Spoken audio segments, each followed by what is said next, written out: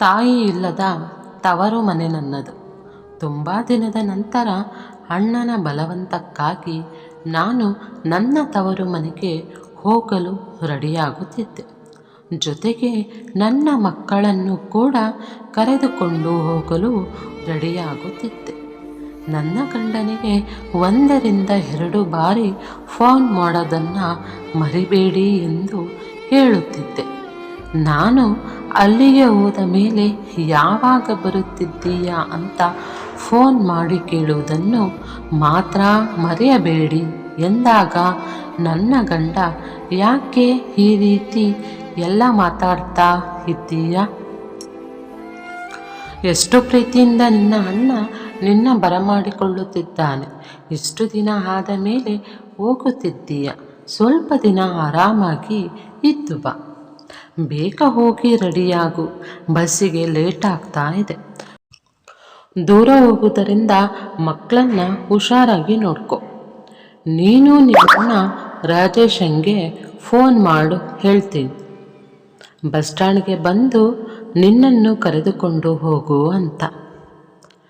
ಅದಕ್ಕೆ ಅವನ ಹೆಂಡತಿ, ನಿಮಗೆ ಯಾವಾಗಲೂ ಫ್ರೀಯಾಗಿ ಇರೋದು ಅಂದರೆ ತುಂಬಾ ಖುಷಿ ಅಲ್ವಾ?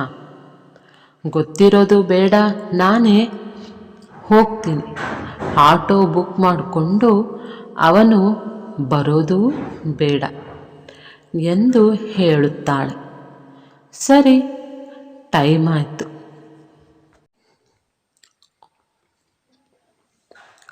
ನೀನು ಮಕ್ಕಳನ್ನು ಎತ್ಕೊ, ನಾನು ಲಗೇಜ್ ಎತ್ಕೊಳ್ತೀನಿ. ಬಸ್ ಮಿಸ್ ಆದರೆ ಮತ್ತೆ ಬಸ್ಸಿಲ್ಲ ಎಂದು ಹೇಳಿ ಇಬ್ಬರು ಬಸ್ ಸ್ಟಾಪ್ಗೆ ಹೋಗುತ್ತಾರೆ. ಬಸ್ ಕೂಡ ಬಂತು. ಬಸ್ಸಲ್ಲಿ ಹೋಗಿ ಶ್ವೇತಾ ಕುಳಿತುಕೊಳ್ಳುತ್ತಾಳೆ. ಬಸ್ ಹೋಗಲು ಶುರುವಾದಾಗ ಗಂಡ ಹುಷಾರಾಗಿ ಹೋಗಿ ಬಾ ಎಂದು ಹೇಳುತ್ತಾರೆ. ಫೋನ್ ಮಾಡುವುದನ್ನು ಮರೆಯಬೇಡ ಎಂದು ಹೇಳಿ ಅವನು ಮನೆಗೆ ಹೋಗುತ್ತಾನೆ. ಬಸ್ ಕೂಡ ಬಂತು. ಬಸ್ನಲ್ಲಿ ಹೋಗಿ ಶ್ವೇತಾ ಕುಳಿತುಕೊಳ್ಳುತ್ತಾಳೆ.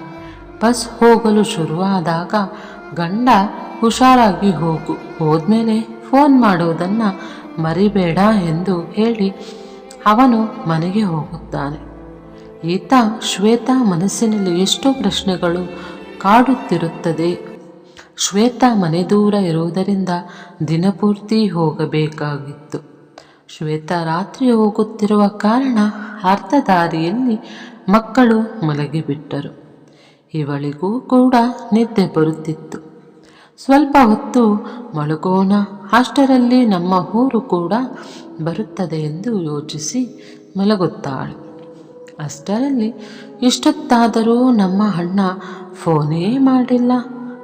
ಅಲ್ಲಿಯ ವಾತಾವರಣ ಹೇಗಿದೆ ಎಂದು ಅಮ್ಮ ಇಷ್ಟೊತ್ತಾದರೂ ಏನು ಫೋನ್ ಮಾಡಿಲ್ಲ, ಇಲ್ದಿದ್ರೆ 2-3 ಸಲ ಫೋನ್ ಮಾಡಿಬಿಡ್ತಿದ್ರು. ಇತ್ತ ತಾಯಿ ಮಗನಿಗೆ, ನಿನ್ನ ತಂಗಿ ಬರುತ್ತಿದ್ದಾಳೆ, ಬಸ್ ಸ್ಟಾಪಿಗೆ ಹೋಗಿ ಕರೆದುಕೊಂಡು ಬಾ. ಮಕ್ಕಳು ಬೇರೆ ಜೊತೆಯಲ್ಲಿ ಇದ್ದರೆ ಒಬ್ಬಳೇ ಬರೋಕ್ಕೆ ಕಷ್ಟ ಆಗುತ್ತೆ, ಹೋಗು ಎಂದು ಮಗನಿಗೆ ಹೇಳುತ್ತಾರೆ. ಅದಕ್ಕೆ ಮಗ ಅಷ್ಟು ದೂರದಿಂದ ಒಬ್ಬಳೇ ಬರ್ತಾ ಇದ್ದಾಳೆ, ಅಲ್ಲಿಂದ ಇಲ್ಲಿಗೆ ಬರೋದಕ್ಕಾಗಲ್ವಾ? ನನಗೂ ಕೆಲಸ ಜಾಸ್ತಿ ಇದೆ, ಅವಳೇ ಬರ್ತಾಳೆ ಬಿಡಿ ಎಂದು ಹೇಳ್ತಾನೆ.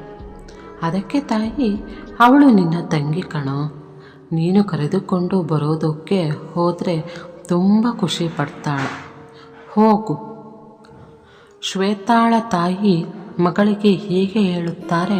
ನೋಡು, ನಾನು ಹೋಗಿ ಕರೆದುಕೊಂಡು ಬಾ ಅಂತ ಅಂದರೆ ನನಗೆ ಕೆಲಸ ಇದೆ ಅಂತ ಹೇಳ್ತಾ ಇದ್ದಾನೆ. ಅದಕ್ಕೆ ಮಗಳು, ಬಿಡಮ್ಮ, ಈಗ ಅವನು ಚಿಕ್ಕ ಮಗು ಅಲ್ಲ, ದೊಡ್ಡವನಾಗಿದ್ದಾನೆ, ಅವನಿಗೆ ಅವನದೇ ಆದ ಜವಾಬ್ದಾರಿಗಳಿರುತ್ತದೆ, ನಾನೇ ಬರುತ್ತೇನೆ ಎಂದು ಹೇಳುತ್ತಾನೆ. ಅಷ್ಟರಲ್ಲಿ ಬಸ್ ಕಂಡಕ್ಟರ್ ಊರಿನ ಹೆಸರು ಹೇಳುತ್ತಾ ಬಸ್ಸನ್ನು ನಿಲ್ಲಿಸುತ್ತಾನೆ. ಶ್ವೇತಾ ಗಾಬರಿಯಿಂದ ಎದ್ದು ನೋಡಿದರೆ ಇದು ಒಂದು ಕನಸಾಗಿತ್ತು. ಲಗೇಜ್ ಎತ್ತುಕೊಂಡು ಮಕ್ಕಳನ್ನು ಕರೆದುಕೊಂಡು ಬಸ್ ಕೆಳಗೆ ಇಳಿದು ನಿಂತಿರುತ್ತಾಳೆ.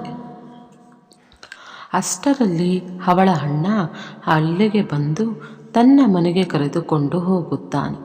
ದಾರಿಯಲ್ಲಿ ಅಣ್ಣ ತಂಗಿಯನ್ನು ಮಾತನಾಡಿಸುತ್ತಾನೆ. ಯಾಕೆ ಇಷ್ಟು ಮೌನವಾಗಿದ್ದೀಯಾ?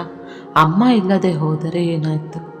ನೀನು ನಮ್ಮ ಮನೆಯ ಮಗಳು, ನಿನಗೆ ಯಾವುದೇ ರೀತಿಯಾದ ದುಃಖ ಇಲ್ಲದೆ ನಾನು ನೋಡಿಕೊಳ್ಳುತ್ತೇನೆ ಎಂದಾಗ ತಂಗಿ ಹೇಳುತ್ತಾಳೆ, ಅಣ್ಣ, ಈ ನಿನ್ನ ಮಾತು ಅಮ್ಮ ಇರುವಾಗ ಹೇಳದಿದ್ದರೆ ಅಮ್ಮ ಇನ್ನೂ 1-2 ವರ್ಷ ನಮ್ಮ ಜೊತೆ ಇರುತ್ತಿದ್ದಿದ್ಲು.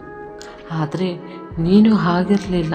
ಅದಕ್ಕೆ ಅಣ್ಣ ಹೌದು ಅಮ್ಮ ಹೇಳುತ್ತಿದ್ದ ಆ ಪ್ರತಿಯೊಂದು ಮಾತು ನನಗೆ ಈಗ ಅರಿವಾಗುತ್ತಿದೆ. ಇನ್ನು ಮುಂದೆ ನಾನು ಆ ರೀತಿಯಾಗಿ ಇರುವುದಿಲ್ಲ ಎಂದು ಹೇಳಿ ಮನೆಗೆ ಕರೆದುಕೊಂಡು ಹೋಗುತ್ತಾನೆ.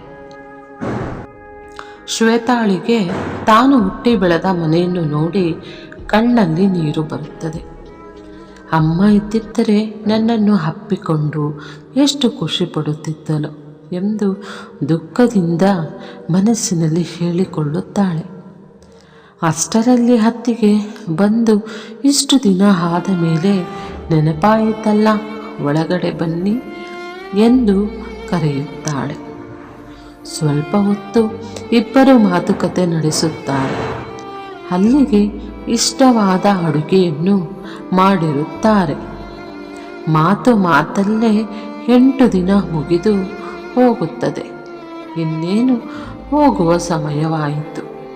ಅಣ್ಣ ತಂಗಿ ಹಾಗೂ ತಂಗಿ ಮಕ್ಕಳಿಗಾಗಿ ಬಟ್ಟೆಯನ್ನು ತಂದಿರುತ್ತಾನೆ. ತಂಗಿಯ ಮಡಿಲನ್ನು ತುಂಬಿ ತಾಯಿಯ ಫೋಟೋ ಹತ್ತಿರ ಕರೆದುಕೊಂಡು ಹೋಗಿ ಅಮ್ಮನಿಗೆ ನಮಸ್ಕಾರ ಮಾಡಿಸಿ, ಇದು ನಿನ್ನ ಮನೆ, ನಾನು ಕೂಡ ನಿನಗೆ ತಂದೆ ತಾಯಿಯ ಸಮಾನವಲ್ಲವೇ? ಇನ್ನು ಮುಂದೆ ತಿಂಗಳಿಗೆ ಒಮ್ಮೆ ಬಾರಿಯಾದರೂ ಮನೆಗೆ ಬಂದು ಹೋಗು ಎಂದು ದುಃಖದಿಂದ ಹೇಳುತ್ತಾನೆ. ಅದಕ್ಕೆ ಅವಳು ಮನಸ್ಸಿನಲ್ಲಿ ಎಷ್ಟೇ ಜನ ಇದ್ದರೂ ತಾಯಿ ಇಲ್ಲದ ಮನೆ ಮನೆಯಲ್ಲ ಎಂದು ಹೇಳಿ, ಸರಿ ಅಣ್ಣ, ನನಗೆ ಬಸ್ಸಿಗೆ ಟೈಮ್ ಆಗುತ್ತದೆ, ನಾನು ಹೋಗಿ ಬರುತ್ತೇನೆ ಎನ್ನುತ್ತಾಳೆ. ಎಷ್ಟೇ ಜನ ಇರಲಿ, ನಮ್ಮವರು ಎನ್ನುವುದು ನಮ್ಮ ಮನಸ್ಸಿನಲ್ಲಿ ಇದ್ದರೆ ಸಂಬಂಧಗಳು ದೂರವಾಗುವುದಿಲ್ಲ. ಸ್ನೇಹಿತರೆ, ಈ ವಿಡಿಯೋ ಇಷ್ಟ ಆಗಿದ್ದರೆ ದಯವಿಟ್ಟು ನಮ್ಮ ಚಾನಲ್ ಸಬ್ಸ್ಕ್ರೈಬ್ ಮಾಡಿ, ಲೈಕ್ ಮಾಡಿ, ಶೇರ್ ಮಾಡಿ. ಮತ್ತಷ್ಟು ವಿಷಯಗಳೊಂದಿಗೆ ಪುನಃ ಭೇಟಿಯಾಗೋಣ. ನಿಮ್ಮ ಅಮೂಲ್ಯ ಸಮಯ ನೀಡಿದ್ದಕ್ಕಾಗಿ ಧನ್ಯವಾದಗಳು.